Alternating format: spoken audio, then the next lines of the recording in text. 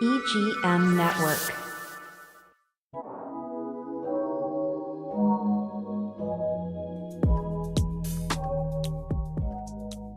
Hi, welcome to Silver Linings. I am one of your co-hosts. I'm Janine Barrows, and I'm here today with Raul Perez. Hello, everybody. And we are very lucky to have in the studio Miss Bonnie Matz at over at St. Francis Manor in Vero Beach. And we're going to learn a little bit about what is St. Francis Manor, who are they serving, and how long have they been with us? Thank you for joining us today. Thank you for having me. I'm very excited. I like that. We are always looking to highlight the silver linings of the Treasure Coast on our show. It's right in our name. And I personally know that St. Francis Manor tends to be exactly that for the majority of the residents that live there in that community. Absolutely. So, Well, I think I spoke to you at one of our previous events, and I was very interested in finding out more. And I mean, it's great for the community to have a facility like yours, which helps people in their situations. So, could you explain a little bit about how St. Francis got started, and a little bit about maybe some of the requirements regarding how people get access to your location? Absolutely. So I love the name Silver Linings, I just have to say. I think it's great. I was very intrigued when I heard about the Silver Circle. Yes. Yeah, and I'm so happy to be part of it. So St. Francis Manor had just celebrated our 50th anniversary last year. Huge staple in our community. It's huge. Yeah. And a lot of people, I think, that are even from Vero don't know who we are and what we do. I mean, we've had so many people that come in or they're inquiring and they've lived in Vero for however long. They drive by, they think we're a nursing home. They think, they don't know, even first responders. So I've been there 6.5 years, and it's very special to me. It's a very special community. So we are trying to get our name out there more. To get people to support our seniors. We have 98 studio apartments. Those are the 50-year-old buildings that we are doing our best to keep upgraded. And then in 2017, we had a very successful capital campaign that built 16 one-bedrooms. So we have a total of 116 apartments. I like that. Some people don't understand the difference of what you're saying, that the initial 90, did you say 98? 98 units are smaller in design, right? Yes. And so they really are designed for a singular individual. And I believe one of the big instigators of that 2017 capital campaign was the need for spouses to have a safe space as well that fit within their budget, because budget is a big factor on why St. Francis Manor exists, right? Right. So, I didn't mean to interrupt. No, so go ahead. Fine. Thank you. So we actually have a couple that lives in one of the studios, and they make do very well. They've been there 12 plus years. Wow. The one bedrooms were originally built for couples, like you said. And however, we don't really get a lot of couples that apply. So right now we have 3 couples that live in the one bedrooms. So when we expand, because we will very soon, we'll get to that later. Yeah. We're going to build more studios. We found that they're more affordable, and people actually be like, "Oh, I want a one bedroom," and then we show them the one bedroom and the studio, and they're like, "I actually like the studio better." So it's very neat how they set up their apartments and things like that too. So back to how St. Francis Manor started. Frank Zork is the founder. And it's very interesting. He's got lots of children, and one of his sons, Bill Zork, is a pilot. Okay. And he lives here in Vero, and took his dad. And he always had this vision of providing affordable housing for our seniors. So they flew over Vero and they found this property. It's very touching, honestly, because, I mean, you think 50 years ago or however, even maybe 55, he had this vision, and here we are. serving all of our seniors that are living pretty much strictly on Social Security. Correct. And that's really hard to do. It's very hard to do. I mean, we have residents that are living, maybe they have 700 to, 1,900, because that's our qualification, as you had asked too. For the studios to qualify, their income needs to be below 1,900 a month and no more than 26,000 in assets. Okay. So, and then the one bedrooms is 2,600 a month or less, and 36,000 assets. So if they're a couple, their combined income needs to be less than 2,600 to qualify. For the one bedroom. Yeah. Those are nice. They need to be able to live independently. And there's a lot of people that fall within those parameters. So it gives an option for There's a lot of people that fall within those parameters and not enough locations for them to move to. I mean, like you mentioned, not many people know about, St. Francis and what it offers. I didn't know about it until we spoke the other day, and I was like, I'm in Sebastian for 6.5 years and I've never heard of that. And I have clients who will come in and, unfortunately paying $4,000, $5,000, $6,000 a month is not something that's realistic. Right. So this offers a good option if they qualify, so that they can, if there's couples live together or a single individual, be able to live and, sustain a healthy life. Right. And to think about 50 years ago, they were making these plans, thinking about that reality for the most frail of our population, often, the financially unstable or minimal, and being older and having, issues and diagnoses that require medications that they're having to choose from. I've been privy to seeing some of the process up close. So 50 years, the Zorks made a decision, they made an investment, and recently, as you were saying, you've had this additional growth on the buildings to now serve. How many can you max have residing in the community? So 120 is usually where we're right now. So I mean, if you want to think of the one bedrooms as couples, I mean, that's potential there to grow, but around 120. Like, we're full right now. We have a waiting list. I believe we always will. Yeah. We receive over probably at least five calls a day or walk-ins of people that they're in dire need. And when you think that, I mean, we say it all the time, when I think I've heard every story, you haven't. And it's heartbreaking. It's hard to turn people, away. However, we don't. And I think that's what makes us different from other communities. And we're a company recently told us that we were working with that we have a secret sauce, but we kind of go with it. We don't just provide apartments. We treat our residents like family. We have social events every holiday. We celebrate. And we also work with the community and other churches, organizations that help cut back on expenses for our residents. We receive donations of bread from the food pantry every week. We receive fresh produce from Shining Lake Gardens. Now that they have all the, what did we get yesterday? Zucchini and squash and cucumbers and all those things, though, make a big difference. I mean, as we all know, like, prices have gone up. So we constantly work. We have 3 churches in town that cook meals and will deliver to our residents to their door.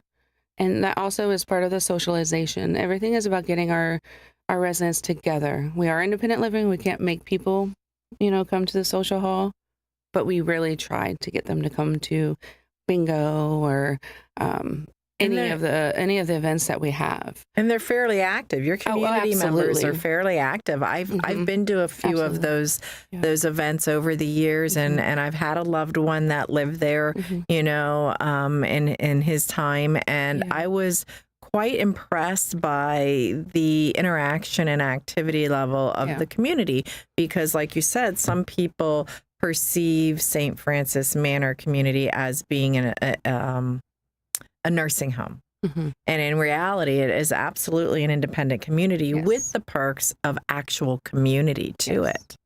Correct. So they're getting that Mhm. real feel for it within a budget that works for them, keeping them housed and safe. Right. And I know that the meal delivery isn't just for their nourishment, but it's also like a well check, right? Absolutely. Yeah. Yes, that's a great point. Great point. We're also a congregate site through Senior Resource Association. But when you say that, I just had this conversation with Senior Resource Association, the home delivered meals as well. So they train their volunteers, when they go To and be knock aware. on somebody's door, to be aware, if they Yeah. don't answer. And they're so great with coming to us and letting us know, say, Sally didn't answer her door today, or, can you check on them? We have So you family that many calls and I can't advocates get that are hold involved. of so-and-so, so we'll do wellness checks. love that. Again, that's what sets us apart. Now hold that thought, Mhm. because there are many things that set you apart, but we do need to take a quick little break. Okay. So we'll be back in just a second.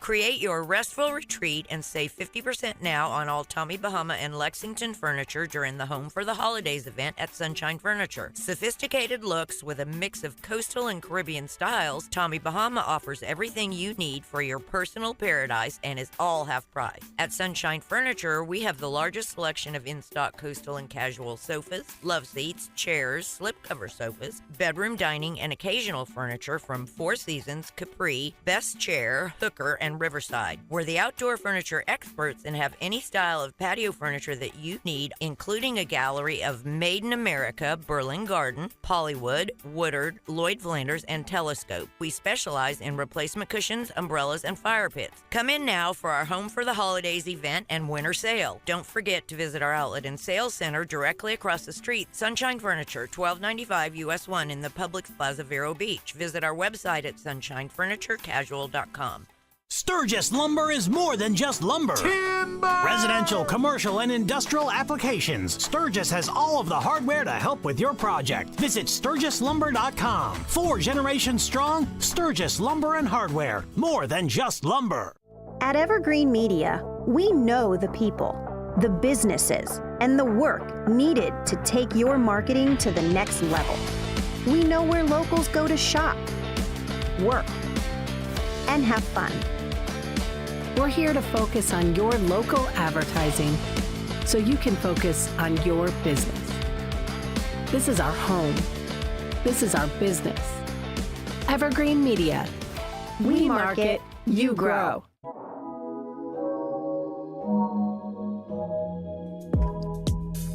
Painless and grateful. That's the best way I can say our commercial breaks. Before we get back to the story and Bonnie and what's going on at St. Francis, I do want to give a shout out to our show sponsors over at Dill Evans and Rhoda Back and Sebastian. Over 30 years providing family law services and real estate services. If you have a need, I encourage you, give them a call, reach out to them. They support so many different organizations and groups in our community. They really have their finger on the heartbeat of Indian River County. We couldn't do it without them, so thank you. Before we went to break, Bonnie was just starting to touch on partnerships and how important they are and how they actually are active members within the community. But we missed something before we delve too deep into that. I do want to talk quickly about how you ended up in this role.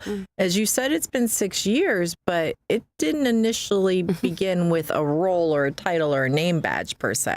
Right. So I've been a part of the Manor family since I would say I was 18.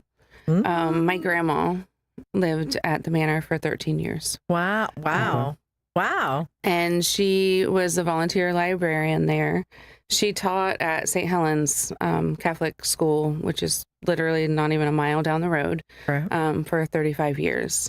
Oh, so my goodness. Our residents, and I'll get back to that, but our residents are people that had, careers. I mean, they were nurses or CNAs, or one of our Community longest connectors. resident, Graham Rice, is known in the community. He was a lifeguard in town for 35 years. So, my grandma being there, it gave her a purpose, just like it does a lot of our residents that volunteer their time. I have one resident that, she should be an employee. We should pay her. Aw. I mean, seriously, she is wonderful, and she does all kinds of things with our maintenance team and helps out in the yard. And and again, she keeps saying, you have provided this housing for me. Got me living out of my car. And she had all kinds of jobs. She worked in assisted livings and marketing director and activities director. But she's so thankful to be there. So. Yeah, so my grandma, she loved living there, and I loved visiting her because it brought her so much joy and happiness towards, the end of her life. She passed away 13 years ago, and she was my only grandparent that I ever knew. I worked at Indian River Estates, my first job, when I was 15 here in town as a waitress, and I grew a love for the elderly.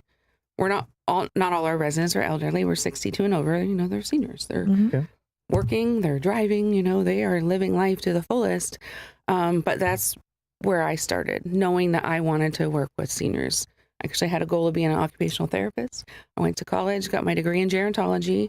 And then I moved home, worked at Health South, which is now on Compass. Yeah. As a physical therapist aide, making nothing.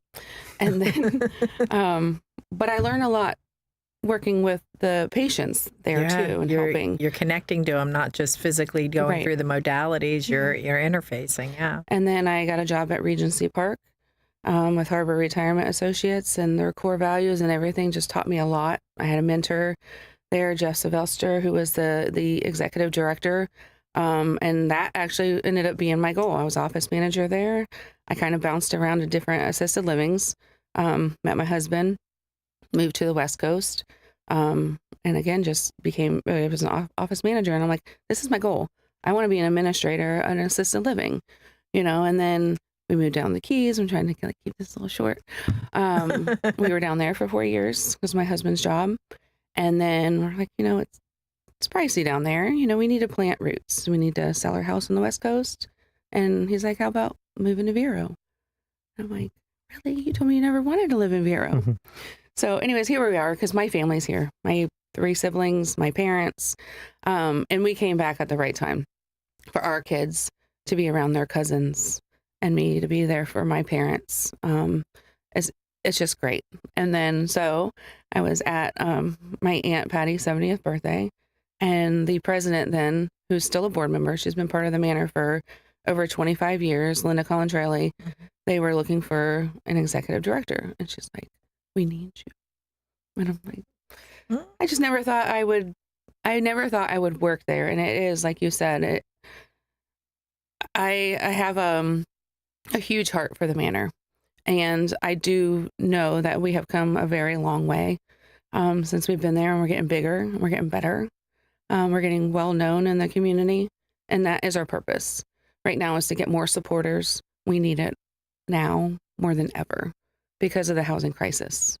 Well, very much like your story there, it's similar to your residents. There's a lot of twists and turns in life that you don't anticipate. You can plan with the best intention, and sometimes you end up making a left where you thought you were making a right, and you land in a place that seems absolutely fitting for you. I know that for many of the residents, that's exactly what happens before they get a key to a front door at the Manors. And they never anticipated that would be their need.